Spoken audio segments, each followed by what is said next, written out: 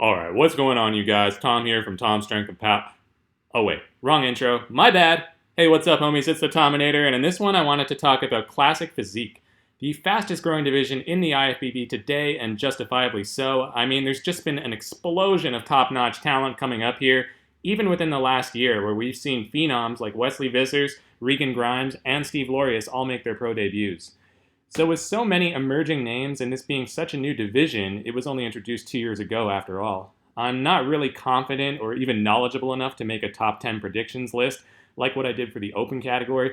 So instead, what I've opted to do here is present to you what I believe to be the top 6 guys to watch out for come September at the 2018 Mr. Olympia. Now, I'm not saying that this will be your top 6, but on paper at least, genetically speaking, these guys probably should all place within the top 6 in my opinion.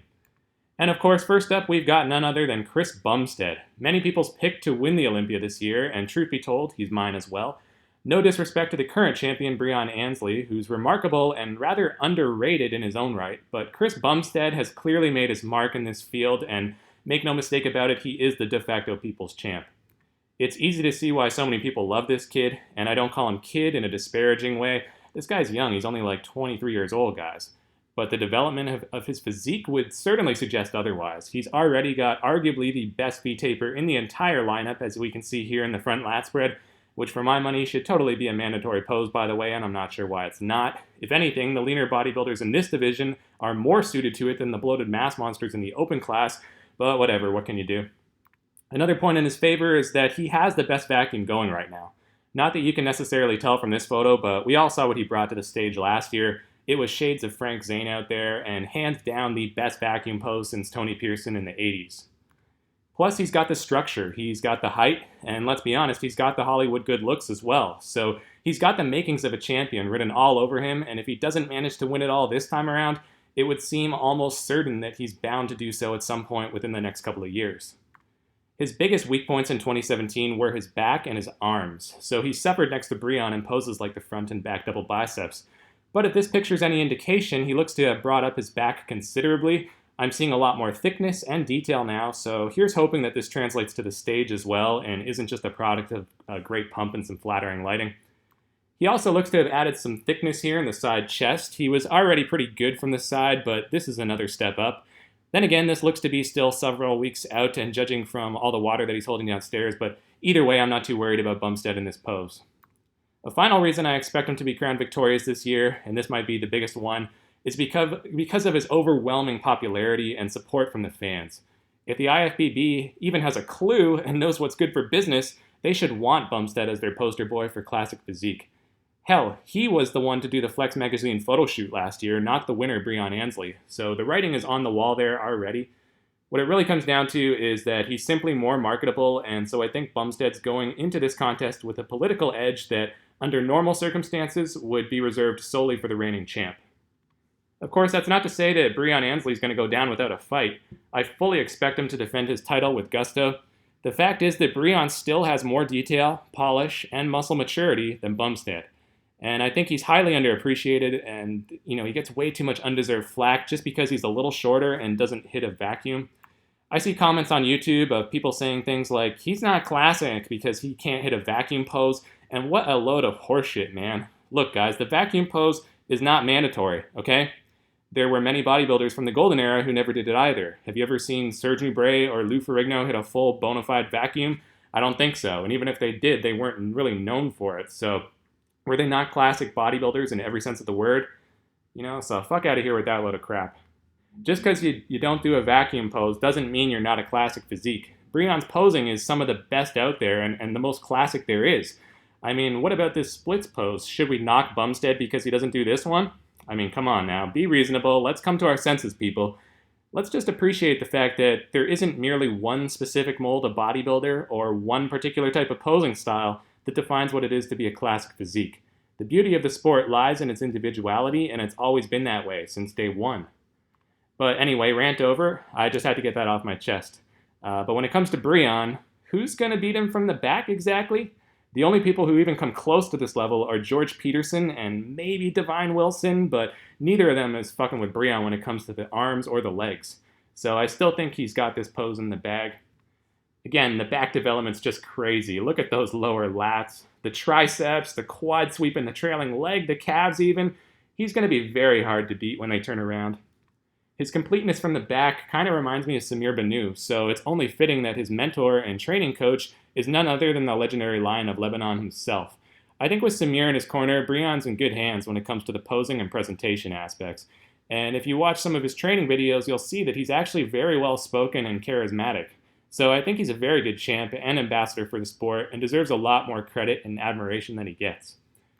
Here he is next to the behemoth Big Ramy in Kuwait, and we'll see if his time over there was well spent or will he perhaps come in too big now. I'm very excited to see what Breon will bring to the stage this September, and even though I think Bumstead will likely prevail, I'd be shocked if Breon didn't take second. Anyway, Regan Grimes is up next, and believe it or not, this is my pick for number 3. I definitely think this guy has what it takes to place top 3 in his very first Olympia, and he might even be higher because his size, roundness, and overall balance is tough to match. Now, I know Regan is also a guy who gets a lot of flack and hate from people who claim he doesn't belong in Classic Physique, and to me, just like with Breon, this is a fat load of bullcrap. Any guy with a tight waistline and reasonable proportions is classic in my book. It's as simple as that. Hell, he can even hit a vacuum, so what more do you want? But people still complain that, oh, his legs are too big, he's too massive for this division. I've said it before and I'll say it again. Not every Classic Physique competitor needs to be the second coming of Zane or Schwarzenegger, okay? I mean, where would that have left guys like Franco Columbu, a shorter, stockier, old-school bodybuilder who would be more at home in the 212 if he were competing today? Or how about Tom Platz, where his leg's too big to be considered classic? Give me a break. That's honestly the thing that concerns me the most with this new division is not the bodybuilders themselves, but the fans, the closed-minded fans who are going to ruin it by being too picky and unappreciative. If the judges act accordingly and only reward one type of physique, then guess what? The variety's gone, the individuality is lost, and the division becomes an utter bore fest where every competitor looks the same as the last. Is that what we want? I think as long as these guys make the weight cap and don't come in bloated, anything's fair game. I mean, look at his back right here. That's crazy thickness. And what a taper. So Regan Grimes is all good in my book. And the point is, whether you prefer his look or not, the fact of the matter is that he's going to be extremely dangerous out there so long as he brings the conditioning. His only real weakness is that pencil-thin neck, which honestly I don't think they even judge, or if they do, it doesn't seem to count for very much at all. But looking at this pic right here, I don't know how people can say he's not classic. This looks exactly like a white Lee Haney in terms of the mass, the structure, and the thickness of the pecs. So yes, I expect Regan to do quite well at the 2018 Mr. Olympia. My prediction is that he will crack the top 3 and could even challenge for the title, perhaps, if he really comes in ripped. But I don't see him defeating Bumstead or Breon just yet. Now, speaking of classic, it doesn't get much better than Wesley Visser's. This dude is like the reincarnation of Arnold, for fuck's sake, so I don't know how any of you old school purists out there could possibly dislike him.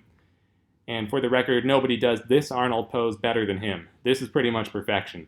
And so I'm greatly anticipating the Olympia debut of this kid right here.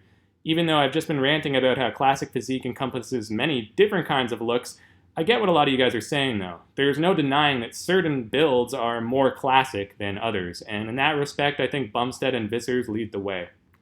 There's something so aesthetic about these taller bodybuilders, their more athletic-looking frames and proportions. I'll be the first to admit it. So I'm definitely a fan of Wesley Visser's, and I'm rooting for the guy. I think on paper he should be able to crack the top 5, no question, but in reality, that's a lot more uncertain. If he fucks up and doesn't tan properly, like what happened at the prejudging of the Chicago Pro, he'll be lucky to crack top 10 in this stacked lineup. And in case you're thinking he looks fine here and wondering what the hell I'm talking about, well, this picture was taken from the finals where he corrected that issue. He was a lot paler in round 1, and as a result, he was getting washed out. But anyway, Wesley really doesn't have any true weak points. You could say his legs need to be brought up, but in my opinion, he's got great separation there, and his lack of size and sweep through the thighs actually adds to his aesthetic appeal somehow. It's very reminiscent of Arnold in that sense, and bigger legs would mainly just detract from his flow, I think. His back is another question mark because compared to the top guys, it lacks detail, but judging from this pic, he's already made improvements in this area just like Bumstead did, so I think he'll be fine in the back double biceps. The biggest vulnerability of Wesley Visser's at this point is simply his youth and inexperience. Like I mentioned before, he cannot afford to make rookie mistakes out there if he wants to make an impact on the biggest stage of them all. But genetically speaking, he's got all the tools at his disposal to become a future Classic Physique Mr. Olympia. As of right now, however, I think that the best case scenario for him is probably a top 5 or 6 finish. Arash Rabar is another big name to look out for. This dude was 4th last year and came 2nd at the 2018 Arnold Classic, where he pushed Breon pretty hard. From the front, this guy is great, and from the side, he's virtually unbeatable with all that thickness through the chest and the deep split through the thighs. Even though it's not a mandatory pose for some reason, his side tricep is even better.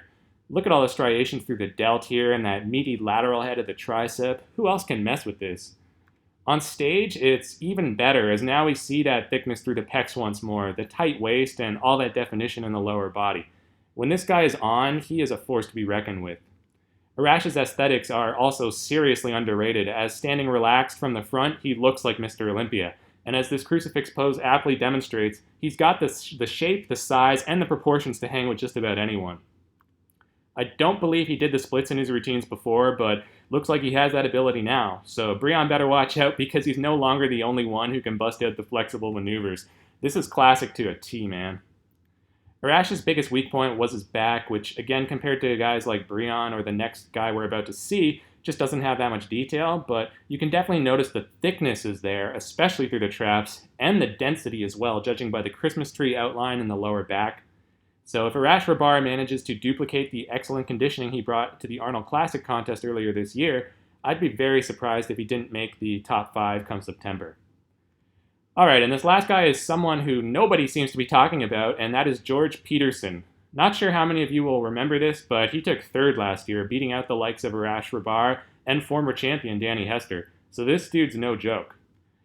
He's got arguably the best back in the entire division. The thickness, definition, taper, it's all there in spades. This might even be better than Breon Ansley, and the aesthetics in this shot are next level.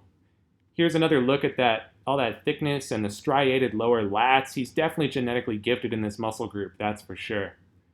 The main criticism for Peterson is, of course, the legs, which are a little too lean and stringy even by Classic Physique standards, but it was his conditioning, I think, that propelled him ahead of more balanced bodybuilders like Danny and Arash in 2017. Plus, that midsection doesn't hurt either, man. This dude may just be the most underrated bodybuilder going into this competition. I think even with the addition of Grimes and Vissers, he has the ability to crack the top 5 or 6. Here's another look at that great conditioning, and from this close-up, we can see that vascularity and the paper-thin skin he brings. He's clearly an ectomesomorph, as you can tell by the lanky limbs, and the fact that the guy can eat like a pig on refeed days and still get shredded. So yeah, man, that's my list of the top 6 names to watch out for at the 2018 Mr. Olympia. Now, obviously, there's several more bodybuilders you could throw into the mix. Danny Hester, Divine Wilson, David Hoffman, and no disrespect to them, but I just think that the 6 I listed are more of a threat.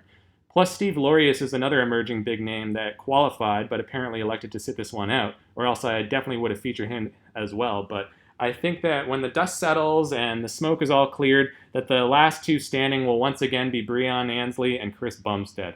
So that's all for this one. Let me know your thoughts in the comments below. Is there anyone that I missed? That wouldn't surprise me, as there's a ton of names out there. So many guys competing in this division and that I'm not familiar with. So, we're probably in store for some surprises come contest day. This is definitely a lot more unpredictable than the open class. But anyway, thanks for watching, everyone. Stay tuned for more coverage. And until next time, I'm the Tominator signing off, and I'll be back.